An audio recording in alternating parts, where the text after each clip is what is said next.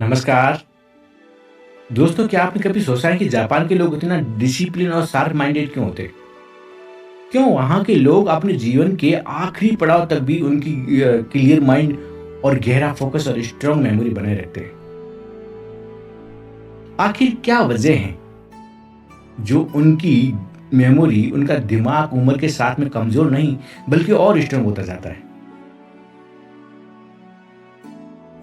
दरअसल इनके पीछे माइंड के कुछ खास सीक्रेट्स और हैबिट्स छुपे होते हैं। इसीलिए जापान के लोगों की जिंदगी सिर्फ लंबी ही नहीं बल्कि पर्पस से भरी हुई होती है। आज की इस वीडियो में मैं आपको जापान की कुछ ऐसे सीक्रेट्स शेयर करने वाला हूं जो अगर आपने अपनी लाइफ में अप्लाई कर लिया ना तो आपकी मेमोरी शार्प हो सकती है, आपका फोकस कई गुना बढ़ सकता है और आपकी लाइफ का जो पर्पस है ना वो क्लियर हो सकता है। आज के समय में इंसान के पास में नॉलेज की कोई कमी नहीं है। इंफॉर्मेशन हर जगह है। एक क्लिक में आप दुनिया की कोई भी इंफॉर्मेशन पा सकते हो। लेकिन फिर भी लोग कंफ्यूज्ड हैं, स्ट्रेस में हैं, अपनी लाइफ को लेकर के वो क्लियर रिजल्ट नहीं पा रहे हैं। क्योंकि सच ये है कि आज के इंसान का माइंड स्कैटर्ड हो चुका है। सुबह आंख खुलते ही सीधा मोबाइल हाथ में और फिर ये सोशल मीडिया, दिन भर नोटिफिकेशन की बौछार और रात को भी मन शांत नहीं रहता है। जब भी कोई काम करने बैठते हैं ना तो कुछ ही मिनटों में खुद को किसी और काम के अंदर खोया हुआ पाते हैं। फोकस होकर के डिसाइड करते हैं कि आज तो मैं मन लगा कर पढ़ाई करूंगा या आज मन लगा कर ये काम करूंगा। लेकिन शाम होते होते पता चलता है कि सारा दिन हमारा माइंड तो भागता ही रहा। और सच कहूं तो आज की दुनिया की सबसे बड़ी प्रॉब्लम है स्कैटर्ड माइंड्स और वीक फोकस। जरा सोचिए, जो स्कैटर्ड माइंड है, जो हर वक्त उलझा हुआ रहता है, क्या वो आपको सक्सेस तक ले जा सकता है? जवाब है नहीं।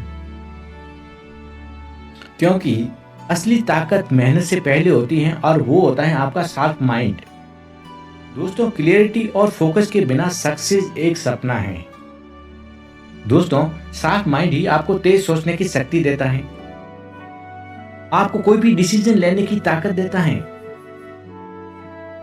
और आपको किसी भी सिचुएशन को समझने की क्षमता देता है। और जब आपका माइंड शार्प होता है ना तो आप चीजों को सिर्फ देखते नहीं हो बल्कि उसको गहराई से समझते हो और फिर धीरे धीरे करके आपकी जो मेंटल इंटेलिजेंस है ना वो भी बढ़ने लगती है। लेकिन एक बात समझ लें कि ये जो हमारा माइंड है ना अपने आप शार्प नहीं होता है। जिस तरह से हम अपने बॉडी को स्ट्रांग करने के लिए योगा करते हैं, एक्सरसाइज करते हैं, ठीक वैसे ही हमारे माइंड को स्ट्रांग करने के लिए, इसको शार्प बनाने के लिए स्पेशल कुछ प्रैक्टिस करनी पड़ती है। और हैरानी की बात यह है कि ये प्रैक्टिस जापान के कल्चर में देखने को मिलती है।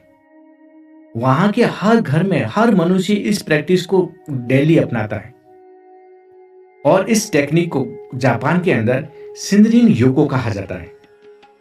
अगर मैं इसको सही शब्दों में कहूं तो फॉरेस्ट ब्रीदिंग मेडिटेशन।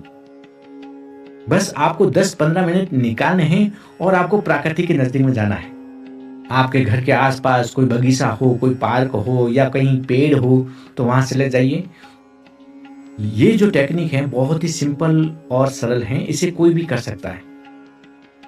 बस आपके 10-15 मिनट और प्राकृतिक। और सबसे पहला स्टेप है कि आप अपने अगर जूते पहने हैं या कोई चप्पल पहने हैं तो उसको उतार दें और नंगे पैर वॉक करें, गहरी सांस लें और आपको हर पल अवेयर होकर के फील करना है, प्रकृति को फील करना है।